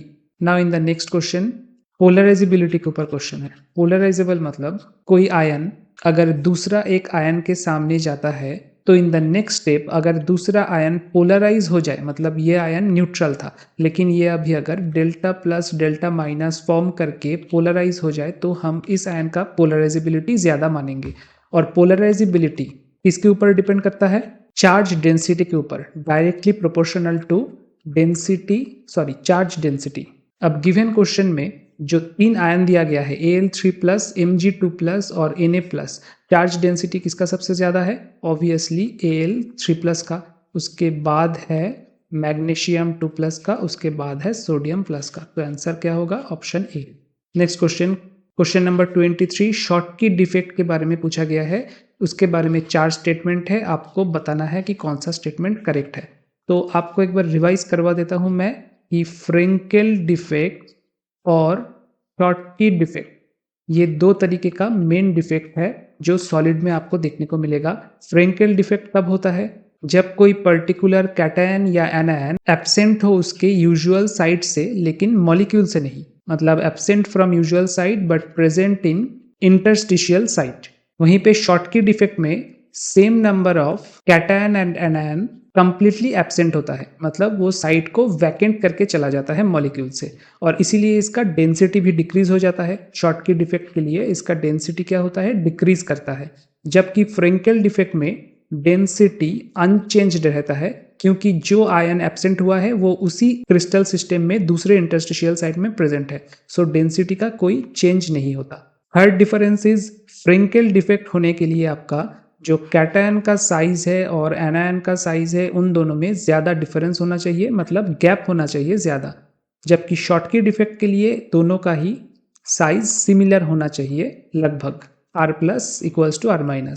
And final difference is large coordination number वाला जो कंपाउंड होते हैं वो शॉटकी डिफेक्ट शो करते हैं, जबकि यहाँ पे लो कोऑर्डिनेशन नंबर वाला जो कंपाउंड्स है वो फ्रेंकेल डिफेक्ट शो करता है। अब यहाँ पे आप एक नॉर्मल चीज ध्यान में रखना कि शॉटकी ये जो वर्ड है ये वर्ड का लास्ट लेटर क्या है? Y, और वैकेंसी इस वर्ड का लास्ट लेटर क्या है? Y। सो आप ये ध्यान में रखिएगा कि कंप्लीटली एब्सेंट अगर हो, सेम नंबर ऑफ कैटायन और एनायन अगर कंप्लीटली मिसिंग या एब्सेंट हो तो एक वैकेंट साइट पैदा होता है, वैकेंसी मिलता है आपको, genuine vacancy, and that is equivalent to Schottky defect. ठीक है, आप ऐसे याद रखना। और दूसरा एक क्वेश्चन आ सकता है कि ऐसा एक मॉलिक्यूल का नाम बताओ, कंपाउंड का नाम बताओ जो कि फ्रेंकेल और शॉटकी दोनों डिफेक्ट शो करता है। तो उसका आंसर होगा AgBr, सिल्वर ब्रोमाइड। अब देखते हैं क्वेश्चन में क्या पूछा गया है। क्वेश्चन का फर्स्ट स्टेटमेंट है a pair of oppositely charged ions are missing from their lattice position in a crystal. ये सही स्टेटमेंट है। सेकेंड स्टेटमेंट है an ion leaves the lattice position and occupies the interstitial position. ये सही नहीं है। This is applicable for Frenkel but not for Schottky defect, जो कि हमें क्वेश्चन में दिया गया है। Third is the lattice position of an anion is occupied bye N electron. ये भी गलत है। Fourth is some of the similar charged ions of other elements are present in interstitial. ये जो इंटरस्टिशियल पोजीशन में वैकेंट या present होने का सिनेरियो है that is shown by Frenkel defect not Schottky defect. तो हमको एक ही ऑप्शन मिला, ऑप्शन ए, जो कि सही स्टेटमेंट है for Schottky defect. So option A will be your correct choice. Next question, question number 24, this is about VAC pair theory. VAC pair theory में क्या है कि lone pair repulsion is greater than lone pair bond pair repulsion is greater than bond pair repulsion। अब यहाँ पे आप देखो statement 1 में ये बोला गया है number of bonded pairs of electrons around central atom, लेकिन यहाँ पे लोन पेयर का कोई जिक्र नहीं है तो ये करेक्ट ऑप्शन नहीं होगा। Then number of lone pairs of electrons around central atom, यहाँ पे बॉन्ड पेयर का जिक्र नहीं है। थर्ड कमेंट में स्टेटमेंट में number of bonded and lone pairs of electrons around central atom, यहाँ पे दोनों lone pair and bond pair को मेंशन किया गया है। So this will be your correct choice. Fourth एक बार देख लेते हैं, number of hybrid orbital atoms of central atom, ये भी नहीं होगा। सो करेक्ट चॉइस होगा option C. Then 25 in which one of the following geometries is Berry pseudo rotation observed. अब देखो बेरी स्यूडो रोटेशन क्या होता है। अगर आपके पास एक ट्राइगोनल बाइपिरामिडल स्ट्रक्चर है, ट्राइगोनल बाइपिरामिड इसका आंसर होगा, तो आप उसको ऐसे ड्रॉ कर सकते हो। सपोज ये PF5 मॉलिक्यूल है, ठीक है। तो यहाँ पे सेंटर में फॉस्फोरस, यहाँ पे एक फ्लोरीन फ्लोरीन फ्लोरीन। अब मैं दो कलर मॉलिक्यूल को लिखूंगा, यहाँ पे एक फ्लोरीन और यहाँ पे एक फ्लोरीन। कलर क्यों किया? क्योंकि इसका हम बेरी स्यूडो रोटेशन करवाने वाले हैं। ये कौन सा स्ट्रक्चर है? ये है ट्राइगोनल बाइपिरामिडल स्ट्रक्चर। अब बीच का एक स्टेप होगा, उस स्टेप को हम बोलते हैं square pyramidal. Square pyramidal structure में फॉस्फोरस बीच में, उसके साथ पीछे दो फ्लोरीन एटम, सामने भी दो फ्लोरीन एटम होगा, लेकिन उनमें एक फ्लोरीन एटम को मैं कलर करूंगा लाइक दिस, और ऊपर और एक फ्लोरीन एटम होगा, उसको मैं कलर करूंगा लाइक दिस। ये हो गया square pyramidal intermediate. Berry pseudo rotation में जो इंटरमीडिएट स्टेज होता है दैट इज स्क्वायर पिरामिडल। अब नेक्स्ट स्टेप में क्या होगा? नेक्स्ट स्टेप में वापस ये ट्राइगोनल बाइपिरामिडल बन जाएगा, बट विथ ए डिफरेंस। यहाँ पे फ्लोरीन एटम, यहाँ पे फ्लोरीन, यहाँ पे fluorine, but one fluorine atom will be here and another fluorine atom will be here. This is the difference between the first and last state. इसको हम बोलते हैं बेरी स्यूडो रोटेशन। यहाँ पे बस दो पोजीशन चेंज होता है, ये एक पोजीशन, ये एक पोजीशन। तो आंसर होगा trigonal bipyramidal. Next question, question number 26। यहाँ पे क्या पूछा गया है कि consider the following statements regarding resonating structures contributing to the resonance hybrid of a molecule. First statement है contributing structure should have same number of unpaired electrons. This is right statement. Second statement is contributing structure should have negative charge residing on more electronegative atom. यहाँ पे आप ध्यान रखना, बहुत सारे MCQs में आपको क्या दिया जाता है, कौन सा स्ट्रक्चर मोस्ट स्टेबल होगा। तो उसके लिए एक थ्योरी है कि negative charge is more stable on more electronegative atom, ठीक है, and vice versa. Vice versa मतलब पॉजिटिव चार्ज अगर है that will be more stable on more electro positive atom. ये आपको ध्यान में रखना है, चाहे वो रेजोनेंस हो, चाहे वो कार्बोकैटायन हो, कार्बोनायन हो, कोई भी मॉलिक्यूल हो, स्टेबिलिटी का ये एक बहुत इंपॉर्टेंट रूल है। So second statement is also correct. Third statement क्या है? Contributing structure should not have large energy difference between them. Contributing structures का मतलब ही है उन स्ट्रक्चर्स के बीच में energy will be approximately same. इस साइन का मतलब है अप्रोक्सीमेट। तो थर्ड स्टेटमेंट भी करेक्ट है। तो ऑप्शन कौन सा होगा? सी। 1 2 3 तीनों स्टेटमेंट हमको करेक्ट दिया गया है यहाँ पे। Next question 27। Cobalt chloride form several octahedral complexes with ammonia. ये कंप्लीटली बेस्ड है ये question on Werner's theory of coordination compound. Werner's theory आपको याद है? वर्नर्स थ्योरी का फर्स्ट एग्जांपल ही क्या था कि कोबाल्ट क्लोराइड के साथ एमोनिया का रिएक्शन में कोबाल्ट एक हेक्सागोनल कॉम्प्लेक्स फॉर्म करता है। अब वो हेक्सागोनल कॉम्प्लेक्स के बाहर, मतलब ये है कोऑर्डिनेशन स्फीयर, इसके बाहर जितने नंबर ऑफ क्लोरीन रहेंगे AgNO3 के साथ रिएक्ट करवाने पे उतना अमाउंट AgCl का प्रेसिपिटेट हमको मिलेगा। ये था टोटल थ्योरी। अब क्वेश्चन में क्या पूछा गया है कि which one of the following will not give test of chloride ions with AgNO3। अब ऑप्शन 1 2 3 इन तीनों ऑप्शन में कुछ क्लोरीन एटम कोऑर्डिनेशन स्फीयर का बाहर रहेगा। जैसे कि फर्स्ट एग्जांपल में CONH3 ये फॉर्म होगा और बाहर रहेगा Cl3। सेकेंड कॉम्प्लेक्स में बाहर रहेगा कोऑर्डिनेशन स्फीयर के Cl2। थर्ड एग्जांपल में हेक्सागोनल स्फीयर के बाहर एक Cl एटम रहेगा। But in the case of last compound coordination sphere के अंदर ओनली एमोनिया रहेगा 3 और क्लोरीन भी रहेगा 3। बाहर ये जो X है दैट विल बी 0, बाहर कोई भी क्लोरीन एटम नहीं रहेगा। सो this will not give any kind of precipitate with AgNO3, that is why it will be your answer. So option number D will be your answer. Next question, एम्बीडेंटेड ligand के बारे में पूछा गया है। एम्बीडेंटेड ligand कौन सा है? आप देखो SCN ये एम्बीडेंटेड लिगेंड है। ये कौन से ऑप्शन में है? ये दोनों ऑप्शन में। Cn- ये एम्बीडेंटेड लिगेंड है। NO2- ये भी एम्बीडेंटेड लिगेंड है।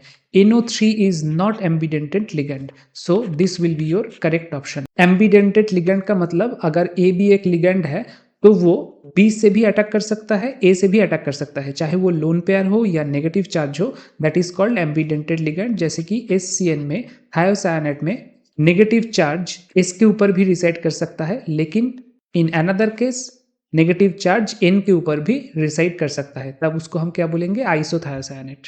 So this is ambidentate ligand. Next question, IUPAC nomenclature, ये सिलेबस में है हमारा। यूपैक नोमेनक्लेचर आपको बताना है Na2FeCN5NO इस कंपाउंड का। अब देखो Na2 है, मतलब बाहर चला गया 2 पॉजिटिव चार्ज, तो जो कोऑर्डिनेशन स्फीयर है उसका चार्ज कितना होगा, उसके ऊपर चार्ज होगा ऑब्वियसली -2। हमें Fe का चार्ज पता नहीं, एक्स Cn का चार्ज पता है -1, साइनाइड हमेशा -1 चार्ज देता है, and NO nitric oxide has 0 charge. So x plus 5 into -1, क्योंकि 5 Cn है, plus 0 equals to -2। So x minus 5 equals to -2 and x equals to 3 plus 3। So iron का charge है, Fe का चार्ज है +3। ऐसा कौन से कंपाउंड में आपको देखने को मिलेगा, in this compound, in the last compound iron has +3 charge. So D will be your correct option. Next question ये है आइसोमरिज्म के ऊपर। The number of geometrical isomers possible for tetrahedral coordination compound. 3 compound दिया गया है आपको बताना है कितने नंबर ऑफ जियोमेट्रिकल आइसोमर्स होंगे। जियोमेट्रिकल आइसोमर्स मतलब सिस टर्म्स आपको बताना होगा। तो सबसे पहले तो आप ड्रॉ करोगे, जैसे कि MABCD, इसको अगर आप ड्रॉ करो तो क्या आएगा, स्क्वायर प्लानर में यहाँ पे MABCD। अब कोई एक लिगेंड को दूसरे लिगेंड से आप चेंज कर दो, ऐसे करते करते आपको कितना आइसोमर मिलेगा, 3 आइसोमर मिलेगा। वैसे ही MA4, यहाँ पे कोई भी आइसोमर नहीं मिलेगा, एक ही स्ट्रक्चर है, सो नंबर ऑफ आइसोमर 0। और MA2B2 मतलब दिस काइंड ऑफ स्ट्रक्चर, यहाँ पे AA, यहाँ पे BB, या तो फिर आप ट्रांस में इसको ड्रॉ कर दो, यहाँ पे A, यहाँ पे A, यहाँ पे B, यहाँ पे B, तो कितना हो जाएगा आइसोमर, 2 आइसोमर। तो MABCD का 3 आइसोमर हुआ, MA4 का 0 हुआ, और MA2B2 का 2 आइसोमर हुआ।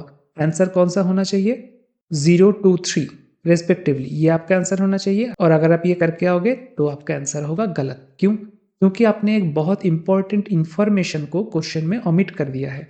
क्वेश्चन में इंफॉर्मेशन क्या है, आप अच्छे से पढ़ो। The number of geometrical isomers possible for tetrahedral coordination compounds. हमने क्या किया, हमने सब square planar square planar square planar draw किया, but in case of tetrahedral coordination compound there will be no isomers, there will be no geometrical isomers. Tetrahedral compound में कोई भी सिस्टर्न्स नहीं होता। क्यों नहीं होता, आप एक बार ड्रॉ करके देखो।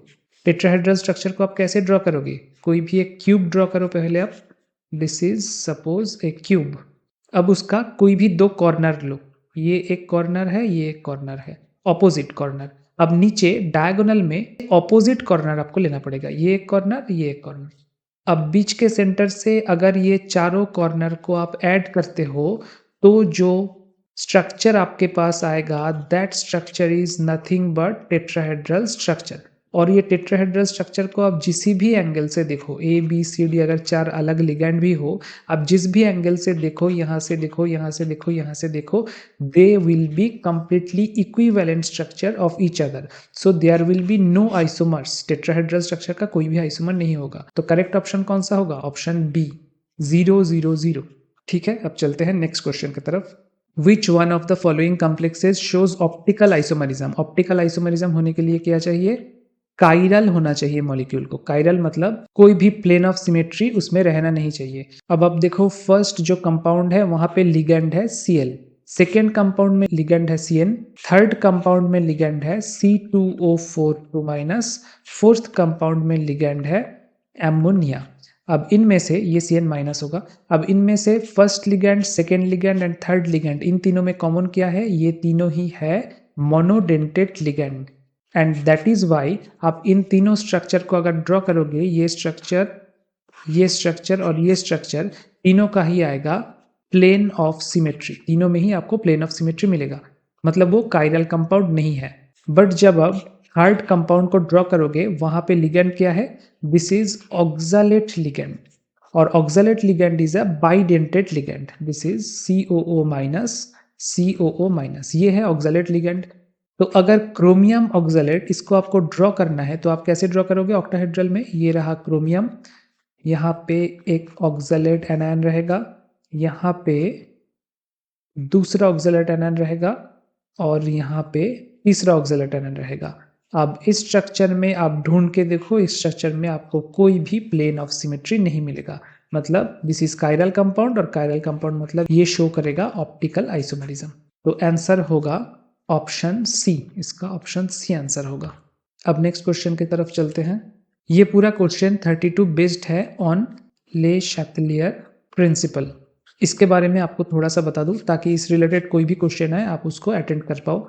अकॉर्डिंग टू दिस प्रिंसिपल, अगर कोई रिएक्शन इक्विलिब्रियम में है तो उस रिएक्शन का कुछ कंडीशन अगर आप चेंज कर दोगे, जैसे कि प्रेशर, वॉल्यूम, टेम्परेचर, कंसेंट्रेशन, तो वो रिएक्शन, दैट पर्टिकुलर रिएक्शन अपने आप अपना इक्विलिब्रियम को, ये है इक्विलिब्रियम साइन, अपने आप इक्विलिब्रियम को ऐसे जगह पे, ऐसे डायरेक्शन पे शिफ्ट करने का कोशिश करेगा या फिर शिफ्ट करेगा जहां पे आपने जो चेंज किया था उस चेंज को वो डिमिनिश कर सके। आपने अगर प्रेशर बढ़ा दिया है तो रिएक्शन कोशिश करेगा उस प्रेशर को वापस घटाने का, आपने अगर वॉल्यूम बढ़ा दिया है तो रिएक्शन कोशिश करेगा उस वॉल्यूम को वापस डिक्रीज करने का, आपने अगर कंसेंट्रेशन या टेम्परेचर का कोई चेंज किया है तो रिएक्शन कोशिश करेगा ऐसे अपने इक्विलिब्रियम को शिफ्ट करे ताकि वो वापस अपने प्रीवियस कंसेंट्रेशन या टेम्परेचर में आ जाए, and that is called Le Chatelier's principle. अब इनमें कुछ स्पेशल कंडीशन है। वो स्पेशल कंडीशन क्या? जो टेम्परेचर एंड प्रेशर है, टेम्परेचर एंड कंसेंट्रेशन, ये दोनों हमेशा इफेक्ट करेगा इक्विलिब्रियम ऑफ द रिएक्शन को। इक्विलिब्रियम हमेशा इफेक्टेड होगा बाय टेम्परेचर एंड कंसेंट्रेशन से, बट प्रेशर और वॉल्यूम, लिक्विड और सॉलिड रिएक्टेंट्स या प्रोडक्ट के ऊपर कोई भी इफेक्ट नहीं करेगा। मतलब अगर ए बी सी डी मतलब रिएक्टेंट एंड प्रोडक्ट ये चारों ही या फिर लिक्विड है या फिर सॉलिड है, तो चाहे आप कितना भी प्रेशर चेंज कर लो, कितना भी वॉल्यूम चेंज कर लो, इनका चेंज नहीं होगा। बट अगर गैसियस रिएक्टेंट एंड प्रोडक्ट है, मतलब ए भी है गैसियस, बी भी गैसियस है, सी भी गैसियस है एंड डी भी गैसियस है, तो प्रेशर एंड वॉल्यूम दोनों इक्विलिब्रियम ऑफ रिएक्शन को चेंज कर सकता है। मतलब अभी भी कर सकता है, पूरा करेगा ऐसा कंफर्म नहीं है। क्यों कंफर्म नहीं है?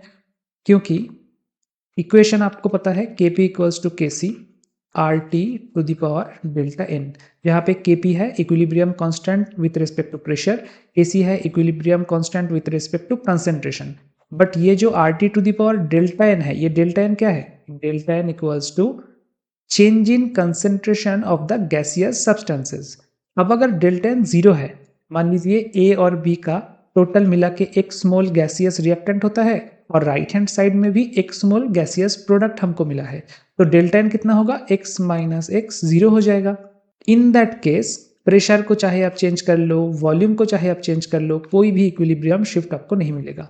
Only in case of delta n not equals to zero, तब जाके प्रेशर भी इफेक्ट करेगा, प्रेशर चेंज भी इफेक्ट करेगा और वॉल्यूम चेंज भी इक्विलिब्रियम को इफेक्ट करेगा।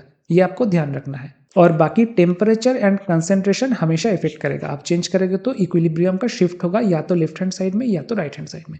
दिस इज ऑल अबाउट ले चैटेलियर्स प्रिंसिपल। अब हम इस क्वेश्चन को सॉल्व करेंगे।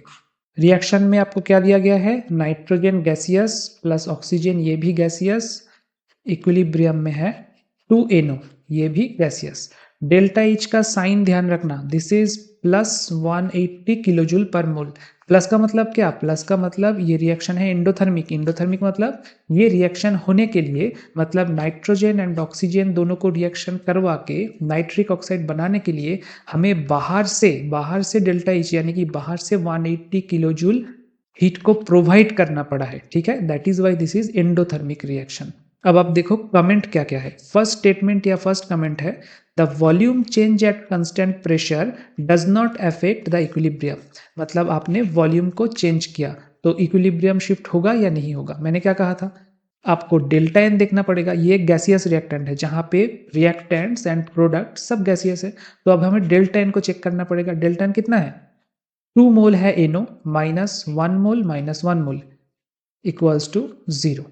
तो डेल्टा एन इज 0। इसका मतलब आप चाहे कितना भी प्रेशर को चेंज कर लो, कितना भी वॉल्यूम को चेंज कर लो, इक्विलिब्रियम का कोई भी शिफ्ट नहीं होगा।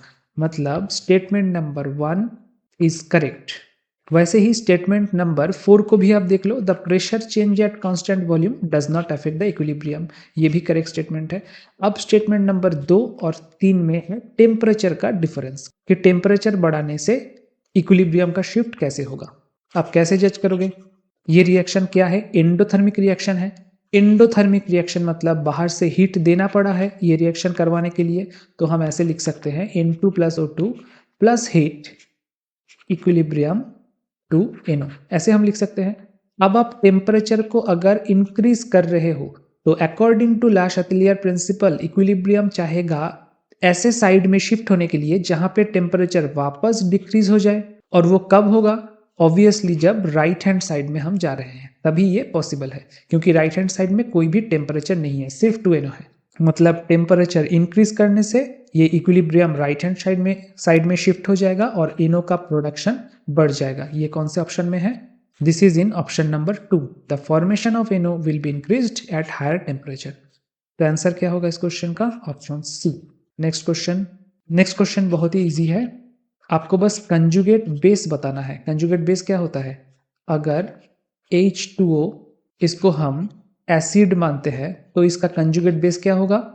एक H+ को आप हटा दो, कंजुगेट बेस हो जाएगा OH-। This will B it's conjugate base. वैसे ही अगर हम H2O इसको बेस मानते हैं तो इसका कंजुगेट एसिड क्या होगा? H3O+। एक H+ को हम ऐड कर देंगे, ये होगा इसका कंजुगेट एसिड। ये है conception of conjugate acid base. तो क्वेश्चन में पूछा गया है कि H2PO4- इसका कंजुगेट बेस क्या होगा? आप कैसे करोगे? H2PO4- H++ HPO4 ये होगा आपका conjugate base. So this will be your answer, option D. Now next question, the process of self ionization of water to give H3O+ OH-। इसको हम क्या बोलेंगे? नॉर्मली अगर हमें ये बोला जाता कि H2O ये H+ + OH- आयन में डिवाइड हुआ है तो हम क्या बोलते कि डिसोसिएशन हुआ है, we would call it dissociation. But in this particular case हमारे पास है H2O, बट वो और एक H2O को साथ में लेके H3O+ OH- में डिसोसिएट हुआ है, तो इसको हम डिसोसिएशन नहीं बोलेंगे, इसको हम बोलेंगे ऑटोप्रोटोलिसिस। ये होगा आपका करेक्ट आंसर। नेक्स्ट क्वेश्चन 35 में पूछा गया है कि अगर कोई सोल्यूशन का pH है 5.5 तो अप्रोक्सीमेट कंसेंट्रेशन ऑफ H+ कितना होगा? हम करते हैं, हमको क्या पता है कि pH का मतलब ही है -log ऑफ H+ का कंसेंट्रेशन। This is given 5.5। तो नेक्स्ट स्टेप में हम ऐसा कर सकते हैं, log टू दी बेस 10 है तो 10 के पावर में चला जाएगा -5.5। अब देखो -5.5 है, यहाँ पे कोई भी गिवन नहीं है, इसका वैल्यू क्या होगा 10 टू द पावर -5.5 में। बट आंसर को आप नोटिस करो 10 टू द पावर -6 -6 -6 -6, तो आपको -5.5 को ऐसे लिखना होगा +0.5, ऐसे आप लिख सकते हो। In the next step 10 to the power -6 into 10 to the power 0.5 मतलब क्या? Half. So 10 to the power -6 into √10। अब √10 क्या होगा एग्जैक्ट तो हमें पता नहीं, बट हमें ये पता है कि 2 स्क्वायर होता है 4, 3 स्क्वायर होता है 9 एंड 4 स्क्वायर होता है 16। मतलब 3 और 4 के बीच में आएगा √10 का वैल्यू। ऐसा कौन सा वैल्यू है? ऐसा एक ही वैल्यू है ए। वैल्यू ए ऑप्शन ए में है 3.2 इंटू 10 टू द पावर 6। ये होगा आपका correct answer. Now in the next question, ये भी एक न्यूमेरिकल क्वेश्चन है, क्वेश्चन नंबर 36। यहाँ पे क्या पूछा गया है? 100 ml 0.1 molar ethanoic acid, ethanoic acid मतलब एसिटिक एसिड CH3COOH, इसका रिएक्शन हो रहा है 0.1 मोलर NaOH के साथ। सिर्फ रिएक्शन नहीं, ये न्यूट्रलाइजेशन रिएक्शन है। मतलब 100 ml 0.1 मोलर अगर CH3COH हमने लिया है तो एग्जैक्टली 100 ml 0.1 मोलर NaOH भी हमने लिया है। अब आपको बताना है pH of the solution at equivalence point. ठीक है, अब आप देखो इस टाइप का क्वेश्चन आता है तो हमारे दिमाग में सबसे पहले आता है हेंडरसन इक्वेशन। हमारे पास है हेंडरसन हैसेलबैक इक्वेशन। कितने इक्वेशन है इसके? दो इक्वेशन है, एक है पीएच के लिए, दूसरा है पीओएच के लिए। पीएच के लिए क्या है equation? PKa plus log salt का कंसंट्रेशन बाय एसिड का कंसंट्रेशन। वैसे ही pOH equals to pKb plus log of salt का कंसंट्रेशन बाय बेस का कंसंट्रेशन। अब यहाँ पे हमको जो क्वेश्चन दिया गया है उस क्वेश्चन में हमें पी के वैल्यू गिवन है एसिटिक एसिड का 4.76, बाकी हम सॉल्ट का कंसंट्रेशन निकाल लेंगे। एसिड का कंसंट्रेशन हमको ऑलरेडी दिया हुआ है 0.1 मोलर। तो इस इक्वेशन को, इस हेंडरसन इक्वेशन को हम इजीली यूज कर सकते हैं, but that would be wrong. क्यों? क्योंकि आपको हमेशा दिमाग में ये बात रखना है कि Henderson equations are not applicable for equivalence point. Equivalence या एंड पॉइंट के लिए हेंडरसन इक्वेशन नहीं है। हेंडरसन इक्वेशन है for middle of the reaction, जब रिएक्शन चल रहा है इस टाइप के कोई रिएक्शन के लिए। लेकिन एक बार अगर रिएक्शन इक्विवेलेंस पॉइंट में पहुंच गया, उसके लिए हमारे पास तीन इक्वेशन है। कौन से तीन equation? pH equals to half p K डब्ल्यू plus half p K a plus half log C, या फिर pH equals to half p K डब्ल्यू minus half p K b minus half log C, या फिर pH equals to half p K डब्ल्यू plus half p K a minus half p K b. कौन सा equation किस condition के लिए है, ये जानने का बहुत आसान तरीका है कि आप देखो इक्वेशन में पी के ए है या फिर पी के बी। इस इक्वेशन में जैसे पी के ए है तो this is used for solution of strong base plus weak acid, क्योंकि हमेशा वीक एसिड का ही pKa होता है। Again this equation is applicable for, यहाँ पे देखो pKb है, ठीक है। This equation is applicable for strong acid plus weak base. Third equation क्या होगा, किसके लिए एप्लीकेबल? थर्ड इक्वेशन में तो pKa भी है, pKb भी है, so this is applicable for weak acid plus weak base. अब हम कौन सा वाला इक्वेशन अप्लाई करेंगे? इनमें से हम अप्लाई करेंगे equation number 1। So let's apply the equation. Data हमारे पास गिवन है। डेटा क्या गिवन है? हाफ पी के डब्ल्यू, हमको पता है पी के डब्ल्यू होता है 7, ओके।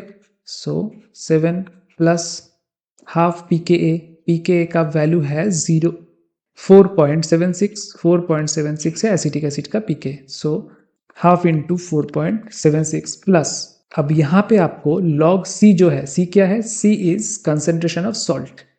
कंसेंट्रेशन ऑफ सॉल्ट को हम रिप्रेजेंट करते हैं बाई सी। सॉल्ट के कंसेंट्रेशन आप कैसे निकालोगे?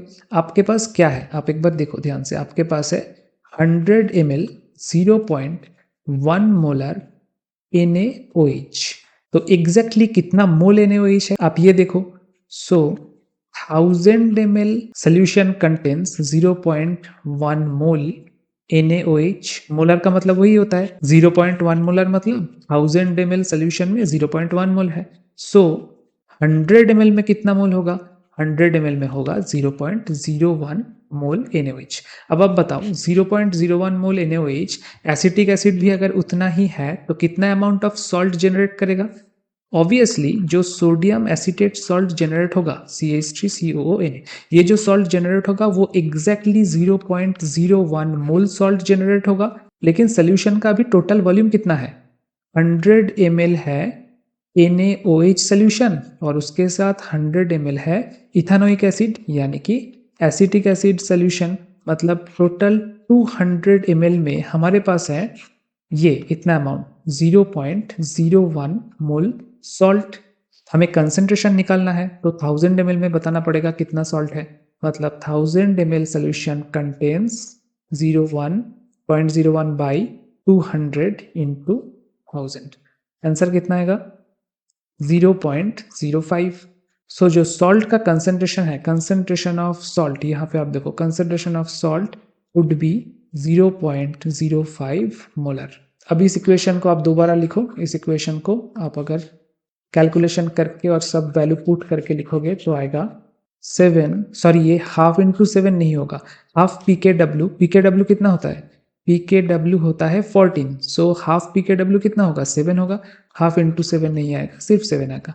7 plus half into 4.76 plus half log 0.05। अब देखो क्वेश्चन में गिवन है, ये जो वैल्यू है क्वेश्चन में ऑलरेडी गिवन है कि log 0.05 इक्वल्स टू -1.3। इस वैल्यू को अगर आप पुट करोगे तो you will get the answer 8.73। यही होगा आपका फाइनल आंसर। अब नेक्स्ट क्वेश्चन की तरफ चलते हैं। ठीक है, अब next question 37। Specific gravity of a solution is defined as. Specific gravity क्या है? स्पेसिफिक ग्रेविटी ऑफ, मान लीजिए substance X is nothing but density क्या है X का? Density of X divided by density of water, pure water. इसको हम बोलते हैं स्पेसिफिक ग्रेविटी। अब डेंसिटी को हमें पता है कि density equals to mass by volume, ऐसे हम रिप्रेजेंट कर सकते हैं डेंसिटी को। So we can write in the next line density of X के जगह mass of X by volume, जितना अमाउंट ऑफ वॉल्यूम है, by mass of water by same amount of volume. अब आप देखो ऑप्शन नंबर 1, ऑप्शन ए में statement है ratio of mass of a solution to the mass of an equal volume of water, तो निकल गया, यही होगा आपका करेक्ट आंसर। अब अगला question 38, which one of the following statements regarding ammonium ferrous sulphate, यानी कि Mohr's salt, ammonium ferrous sulphate, इसके बारे में कौन सा स्टेटमेंट करेक्ट नहीं है, रॉन्ग है? मोर्स सॉल्ट क्या होता है? NH4 whole 2 FeSO4 whole 2 dot 6H2। अब आप एक चीज जान के रख लो, कोई भी कंपाउंड सॉल्ट जिसमें सल्फेट दो मॉलिक्यूल है, सॉरी दो मोल है ना, 2 moles of sulphate anion is present here, उस टाइप के सॉल्ट को बोलते हैं टू टोन्स सॉल्ट। ये भी MCQ में पूछा जा सकता है, इसको हम बोलते हैं टू टोन सॉल्ट। अब टू टोन सॉल्ट का कुछ स्पेशलिटी है। First speciality is two tone salts are primary standard. Most of the two tone salts are primary standard, मतलब मोस्ट सॉल्ट भी क्या होगा? प्राइमरी स्टैंडर्ड होगा। अब स्टेटमेंट नंबर डी आप देखो, स्टेटमेंट नंबर डी में है it standard solution can be prepared by direct weighing, मतलब ये करेक्ट स्टेटमेंट है। फिर option A, it's composition is constant, obviously इसका कंपोजिशन कांस्टेंट है, तो ये भी राइट स्टेटमेंट है। Next, it's aqueous solution tend to undergo hydrolysis. सच में मोर्स सॉल्ट का एक्वस सोल्यूशन में हम थोड़ा सा कंसेंट्रेटेड H2SO4 ऐड करके रखते हैं। क्यों? कंसेंट्रेटेड H2SO4 अगर ऐड नहीं करते तो इसका एक्वस सोल्यूशन हाइड्रोलाइज होता और उसके साथ साथ कुछ Fe2+ आयंस Fe3+ आयन में ऑक्सीडाइज हो जाता, इसलिए हम एक्वस सोल्यूशन में थोड़ा सा H2SO4 ऐड करके रखते हैं। So statement B is also a correct statement. But statement number C, third statement, it contains considerable amount of Fe3+ owing to aerial oxidation, ये कभी नहीं होता, क्योंकि एरियल ऑक्सीडेशन मोर्स सॉल्ट में कभी भी पॉसिबल नहीं है। जो भी होगा एक्वस सोल्यूशन में होगा, वो भी कंसेंट्रेटेड H2SO4 अगर हमने नहीं ऐड किया है तो। So there will be no aerial oxidation of Mohr's salt, so option C will be your correct choice. Next question, question number 39, a solution of oxalic acid needs to be heated up to 60 degree centigrade before titrating with potassium permanganate solution. Which one of the following is not a reason for this? मैंने titration का जो भी video बनाया है उनमें एक है परमंगनोमेट्रिक titration, जहाँ पे एंड पॉइंट में आपको MnO4- का पिंक कलर या रेडिश पिंक कलर देखने को मिलता है। KMnO4 क्या है? KMnO4 है सेल्फ इंडिकेटर और ये यूज होता है परमैंगनोमेट्री में।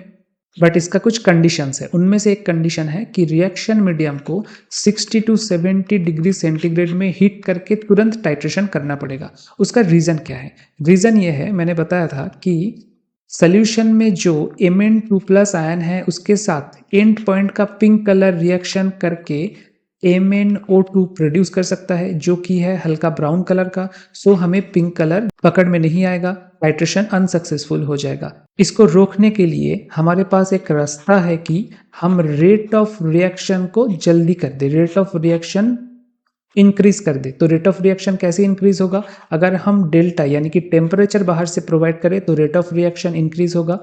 सेकेंड रीजन है कि MnO4, ये जो MnO4 पिंक कलर जनरेट करता है एंड पॉइंट में, वो ऑक्जेलिक एसिड के साथ रिएक्शन करके CO2 भी जनरेट करता है। और ये CO2 को अगर हम हीट देके जितना जल्दी रिएक्शन मीडियम से बाहर निकाल देंगे तो रेट ऑफ रिएक्शन भी उतना बढ़ेगा, Le Chatelier's principle wise. And third reason is कुछ Mn2+ आयन ऑक्सलेट एनायन के साथ मिलके एक कॉम्प्लेक्स फॉर्म करता है। उस कॉम्प्लेक्स को तोड़ने के लिए भी टेम्परेचर चाहिए। सो 60 to 70 डिग्री टेम्परेचर यूज करने का बहुत सारा रीजन है जो आपको ऑप्शन A, B और C में मिलेगा। लेकिन ऑप्शन D एक ऐसा स्टेटमेंट है जो कि 60 to 70 डिग्री टेम्परेचर यूज करने का कोई एक्चुअल रीजन ही नहीं है, क्योंकि यहाँ पे कहा गया है oxalic acid precipitates at room temperature. नहीं, ये बिल्कुल गलत है। So this will be your correct choice. Next question और इनऑर्गेनिक पोर्शन का last question, question number 40। During आयोडोमेट्रिक titration of CuSO4 solution with sodium thiazolfate, a student used starch solution as the indicator। मैंने आपको iodimetry के ऊपर 3 video बनाया था, आप playlist में जाके देख लीजिएगा। However, the blue black color obtained, blue black color कब होता है? blue black color आता है जब स्टार्च के साथ आयोडीन का रिएक्शन होता है, that is blue black colour. और ये कलर आखिरी में एंड पॉइंट में क्या होता है? दिस इज, ये अगर ब्लू ब्लैक कलर है एंड पॉइंट में ये हो जाएगा कलरलेस। ठीक है, अब क्वेश्चन के according a student used starch solution as indicator, however the blue black color obtained with the indicator did not disappear even after adding the required amount of sodium thiazolfate from the burette। What possibly could be the mistake done in this titration? ये मैंने बताया था mistake क्या हो सकता है। ये जो कॉम्प्लेक्स है ना, starch iodine complex, that is very much stable complex. इसका जो Ks है, सॉरी, इस सोल्यूशन का जो K है यानी कि स्टेबिलिटी कांस्टेंट, वो बहुत ही ज्यादा हाई है। तो इसीलिए स्टार्च इंडिकेटर को एकदम आखिरी में towards the end of titration आपको ऐड करना है। पहले अगर ऐड कर दोगे तो क्या होगा?